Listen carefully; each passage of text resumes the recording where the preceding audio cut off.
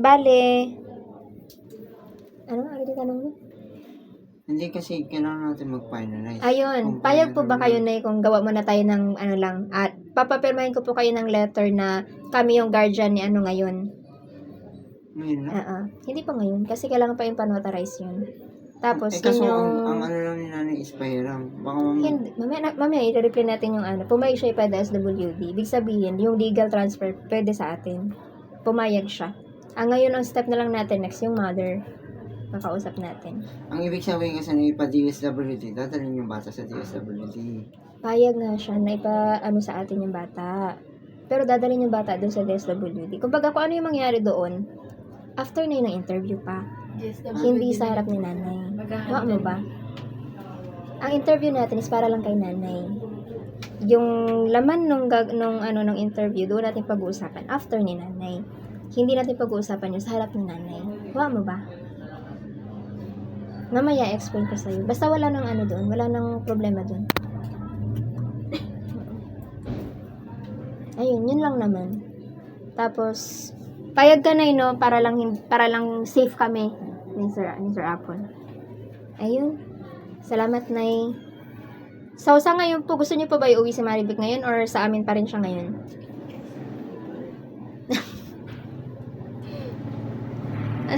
Ayun. Ano po? Kalimutan ko na. So, Pag-akit, Mama, andito na ako. Tapos darito sa kubita, hubad.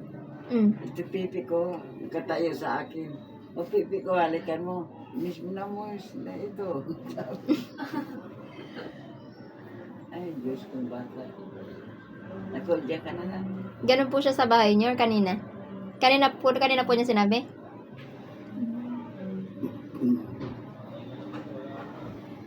Ganyan talaga yung mga lolo dati. Pwede mo naman.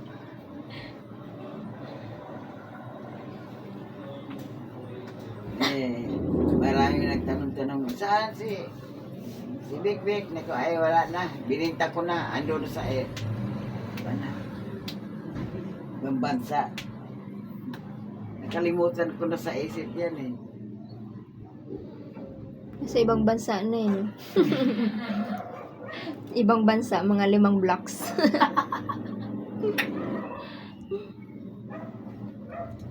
Wala na kung habulin daw sa kuan. Bali, ilan po yung buhay na anak ng mama niya? Ilan na po sila magkakapatid, yung buhay? 15. Buhay lahat? Asan na po yung iba? Wala patay. Puro buhay. May mga itsura talaga. Saan po yung 15? Ang unang panganay, asawa, sa, ano ba yun, tawag dyan? Sa Bigos. Samar, edad pa niya. 14 daw, nirip siya. Yung bata-bata pa. Nirip siya, nabuntis. Nakatatlo anak. Tapos iwanan naman. Pangalawang asawa, yan, 2 anak. Iwanan naman niya. Pangatlo, 2 pa rin. Pang-4, nakunan siya. Pang-4 nakunan. Pang-5, isa. Pag-6, yan, 2. 2 sa anak ko. Pang-6 si Bekbek.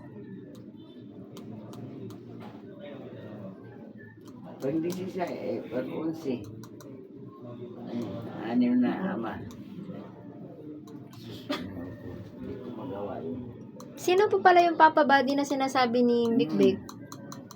Ito naman si Bade, gwardiya dyan sa Botanical. Nakaupo kami 2. Ito naman si Bade, nakaupo dyan sa harap. Pinitingin sa apo ko. Kami ni Bade. And then the bata. Tagal-tagal. Tumayo si Maribik, umahabol ni Body. Buddy.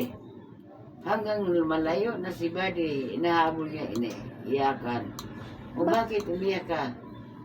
Papa ko yun eh. Ano ko para pinambuan? Mahal-mahal ni Buddy yan.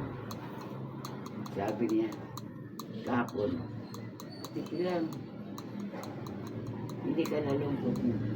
Hindi, Cliff. Ay, hindi na, parang baliwala na sa akin. Kami dalawang mag-asawa, nalungkot kami. Walang nagkabayo sa akin. Wala ko dito, alikali. Sabay, dukot sa bulsa. Dukot sa bulsa.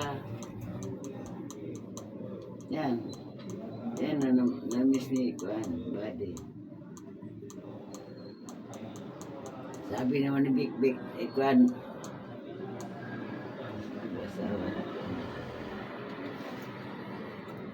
Ate Pilang, kunin mo na si Maribig. Nakalungkot naman, wala kayo. Hawakan. Naku, ay, naku, hindi na pwede. Wala rin pong anak yung mga yun. Wala rin po silang anak. Wala, Yung yung body. wala.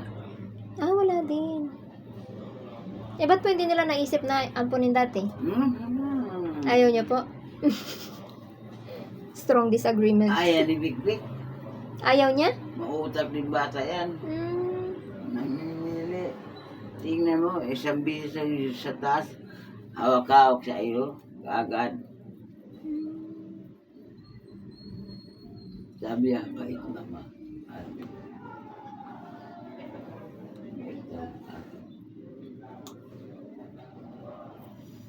Paano yan pag di na ako mabait? Joke lang. Sabi ko ni Buddy, ilang tatlo, sa gitna si Big sa tabi ang dalawang mag-asawa.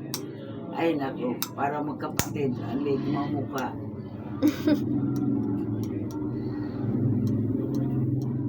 Ito sabi ni Kuan, tata naman, totoo na para sila malit mukha, para ako maganda. Maganda naman yung nanay. Para si Bari, galing ko dito yan. Tao naman. Nakakausap naman pala yung Manilin.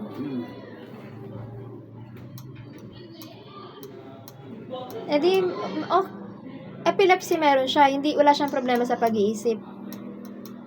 Hindi, may gamot siyang maintain. Galing sa Kuan. Sa mga buwang, ano ko yung tawag? Mental. Mental, oh. Sino po nag-aalaga sa kanya ngayon? Yung, biyanan. Ano sa biyanan niya, si Susan.